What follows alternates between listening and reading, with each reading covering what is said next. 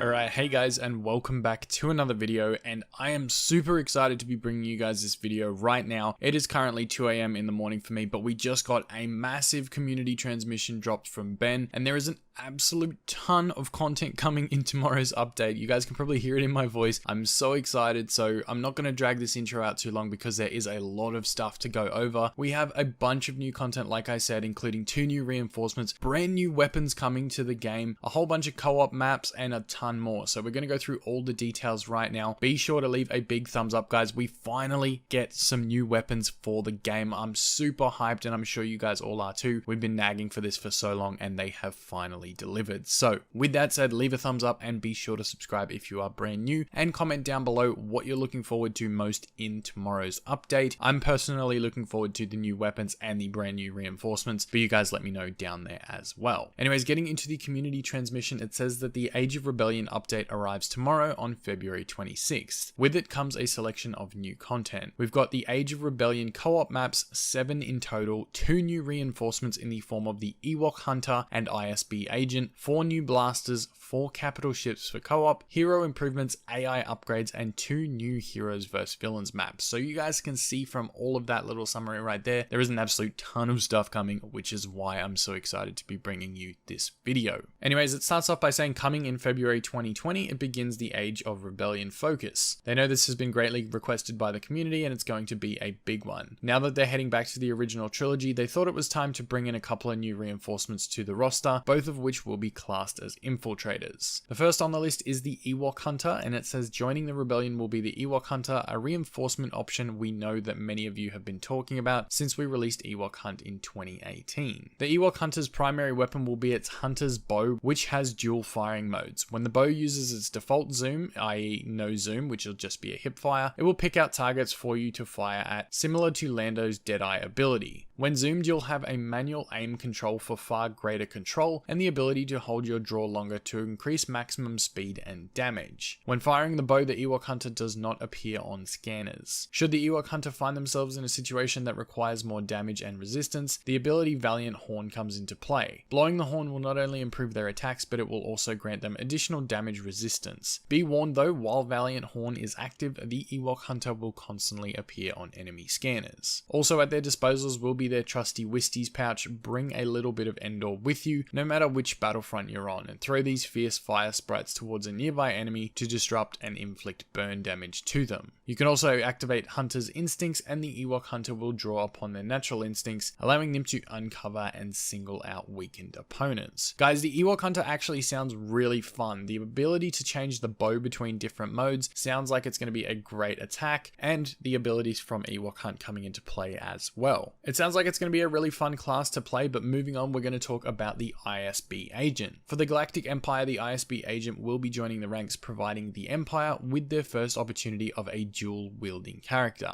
Armed with 2 RK3 blasters, the ISB agent is skilled in intelligence, gathering, and close combat, working tirelessly to rout the enemies of the Empire. The ISB agent excels at getting in and out of combat zones, especially when her assault training ability is activated. While under the effects of assault training, the ISB agent will benefit from increased sprint speed, during which she gains an overall damage reduction. So this ability kind of sounds a little bit similar to what the Sith Trooper gets when they get that increase in speed, but they get damage reduction this time instead of the health back on damage. They then go on to say locating enemies of the Empire is made easier thanks to the Imperial Intel ability. Once activated, the ISB agent will scan the nearby area to reveal the 4 closest enemies. The number of enemies revealed will be increased by defeating more while it's active, up to a total of 10. So this ability is exactly the same as the Sith Trooper's middle ability. And then finally, Double Your Effort is her last ability, and it empowers nearby allies by regenerating their base health. It can only be used if there is an ally in range. So this is kind of like an officer's buff, and this gives your allies the ability to regen their base health much quicker. So the ISB agent sounds pretty cool as well, but honestly, I think I'm actually looking forward to the Ewok Hunter more. That sounds like a lot more fun and a lot of a different play style of what we're used to seeing. So the ISB agent is very similar to the Sith Trooper, but I'm looking forward to the Ewok nonetheless, as well as the ISB agent. Moving on, we're getting 7 new locations for co-op, including Yavin, Death Star 2,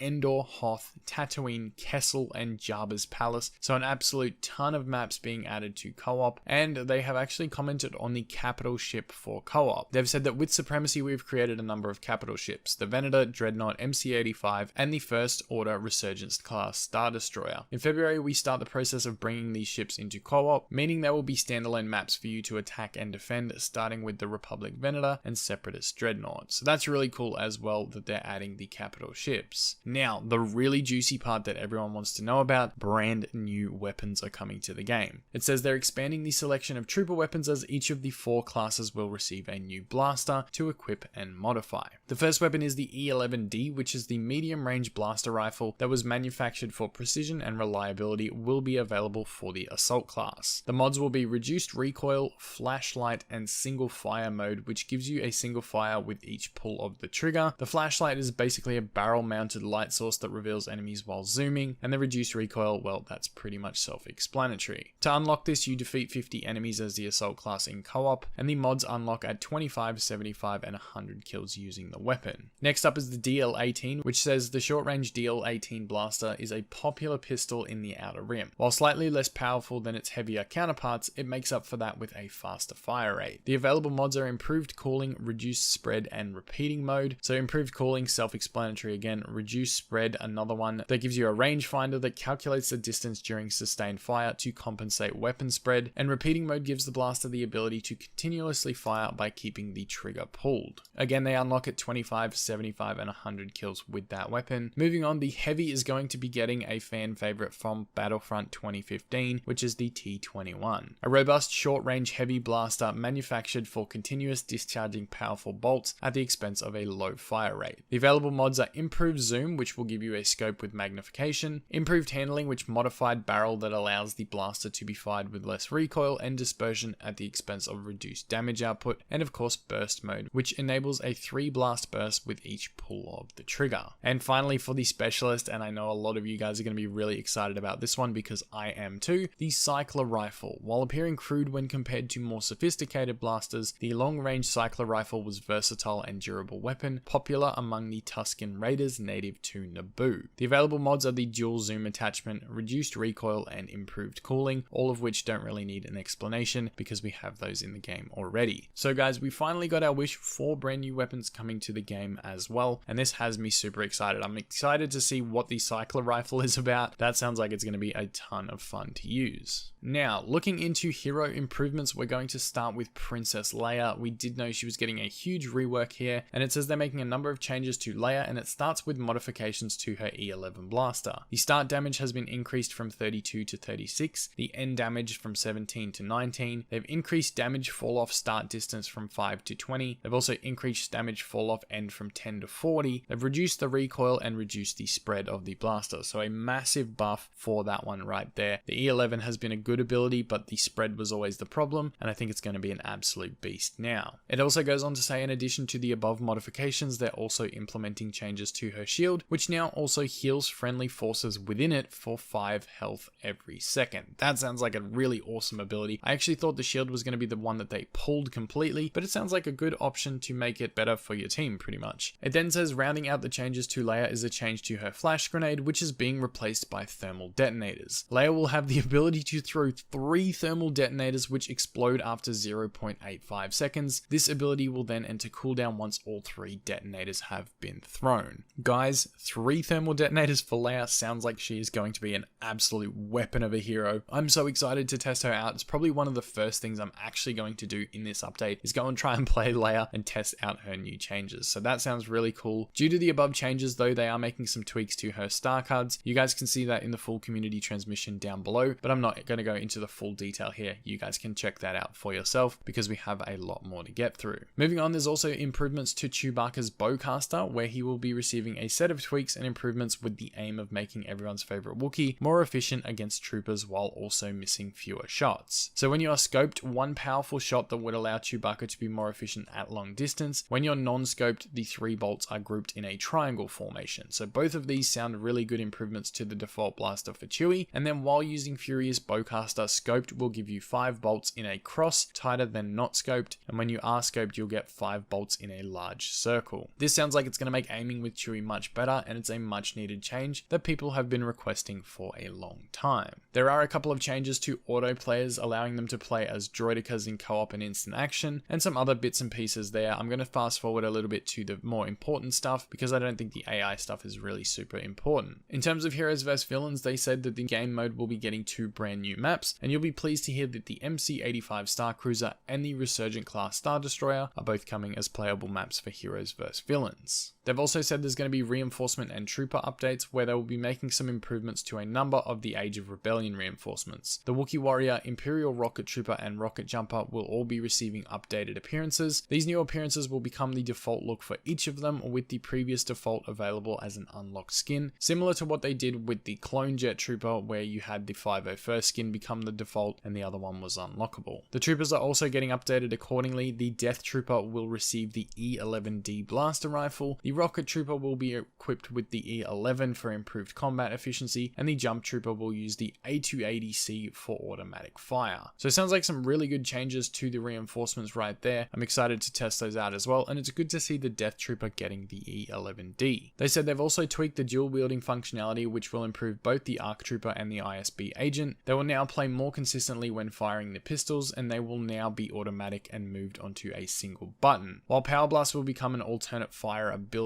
on top of this, I really like this change. I think being able to hold one button down for dual fire, but it did take more of a level of skill to do it the way it was before. But nonetheless, I think it's a positive change. Ranging out their reinforcement improvements will be the Flame Trooper, who's going to receive an improved Incendiary Imploder, and the Wookiee Warrior, who will receive a Chewbacca-styled ground pound ability. So a couple of tweaks to the reinforcements there as well. And then it moves into a whole bunch of UI changes, which I'm going to leave for you guys to read. I will link it down below because there's a bunch of changes right there. On top of this, I'm going to go over a couple of quick hero changes that have also not been mentioned previously. They've added dual zoom to the blaster weapons of Iden, Bosk, and Finn. They've added visual information to show that certain hero abilities can be cancelled, like Han Solo's Sharpshooter, Bosk's Predator Instincts, Leia's Rapid Fire, and Chewie's Furious Bowcaster. They fixed some audio issues with lightsaber ignition. They also fixed an issue where players could interrupt Han's abilities with melee attacks. They fixed an issue where opponents could be seen briefly hanging in midair, and they fixed various visual issues with footprints and trails of General Grievous, Yoda, BB-8, and BB-9E. On top of this, for Boba Fett, they've made a couple of changes where Boba's concussion rocket will now have the blaster disabler functionality, and this will be integrated onto his standard ability instead of having to use the star card. The star card has then been changed to augmented gear, which says if the concussion rocket hits more enemies, Boba Fett's jetpack regenerates more fuel. For Rey, they fixed an issue where her right eye would not show in the correct position during an emote. Anakin got fixed where the damage reduction in heroic might could occasionally remain after the ability was over. Luke got an issue fixed where textures were popping. Iden's improved pulse cannon ability that players can now fire while aiming from the hip, as well as fire at any time during the charge up. Kylo Ren got the last hit of frenzy will now apply damage because it wasn't before, and General Grievous will get an issue fixed where his unrelenting advance animation would sometimes not be visible to other players. Now guys, on top of this, there are a bunch of other small changes. I will leave the link, like I said, to the full community transmission down below, so you guys can go over that. There's some AI changes, some general changes, and a few different things to milestones and reinforcements, but if you want to go over all of that, you guys can check that out for yourself. I just wanted to give you all the main news. I am super excited to be checking out all of the new reinforcements, the new weapons,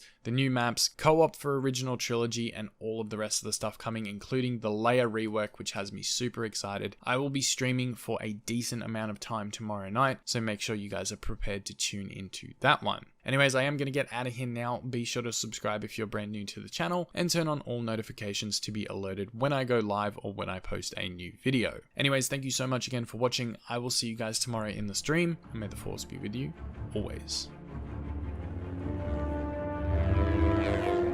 The Sith are all powerful.